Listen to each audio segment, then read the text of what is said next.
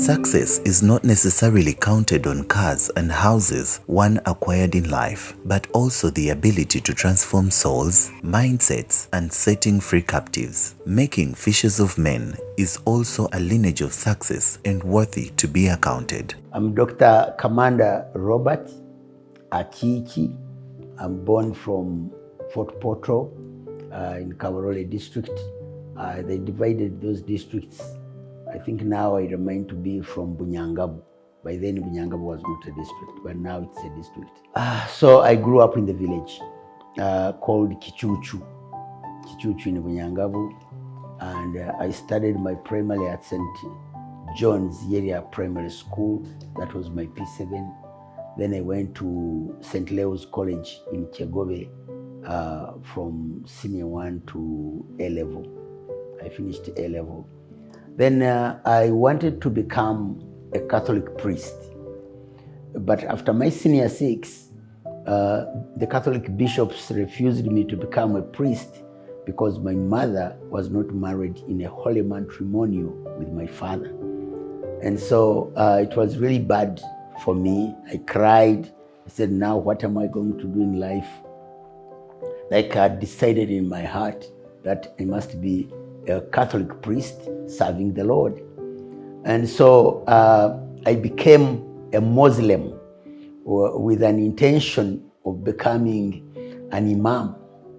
And so I met some Muslims and I inquired how I could become an imam. And they said, you must become a Muslim if you want to become an imam. And there was one old Muslim man who picked interest in me. He asked me much more and I said, I'm ready to be circumcised. And yeah, I was circumcised. After circumcision, I began to learn Islam, how to pray and so on. And I got very, very committed to Islam. And so they were now planning to take me to Saudi Arabia to train as an imam. Welcome to the extraordinary story of Dr. Robert's mission, a journey of faith, compassion, and dedication that has touched the lives of millions around the world. Despite the little candle shining in the darkest of a thick forest, Robert kept his faith and belief to see a great future of what he believed in and what could be his source of strength if it wasn't the calling on his life.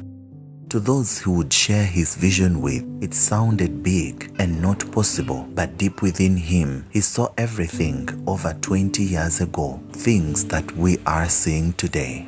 The name, the Amen Commission, I got it in 1997, before I even knew that I would ever start a church.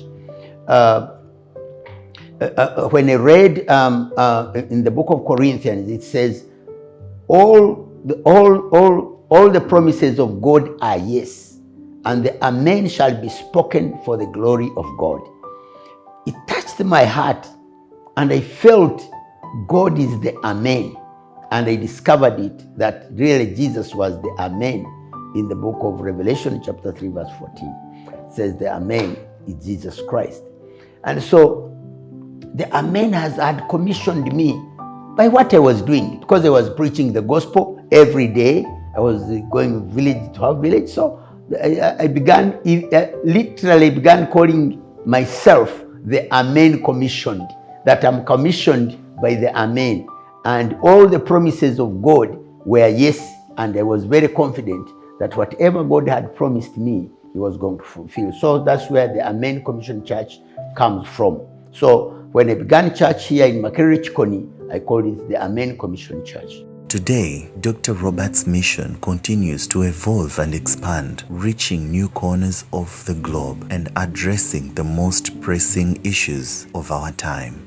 You can surely trust me if I say countless souls have been transformed by just a one man's dream many didn't expect to be. All these have reached up to through the movement of Finding the Lost 2x2 mission, which is the apostolic movement adapted from the Bible to reach all nations. 2x2 is a simpler and easier way than ancient ways of preaching the gospel. From 2004, when this concept of 2x2 was birthed in Kayunga by only 7 missionaries, grew rapidly and intensively, and by 2007, all the 190 districts which made up Uganda by then had been covered, and now the target was outside Uganda, where we started it in Burundi, and many churches were awakened to grow to their purpose of heaven. It was in 1999 that the Lord spoke to me to begin a ministry. I didn't know the difference of beginning a church and beginning a ministry. And so I thought it was church, like church as normal. So I also began church.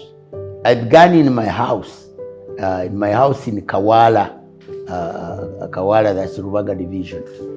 I began in my house with about 2-3 people, with my family, with my wife, and by then with my wife, that is how it began. And until we became about 7.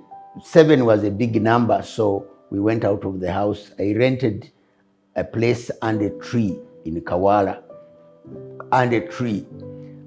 So we would put chairs, forms under a tree, and clap hands, and that was church.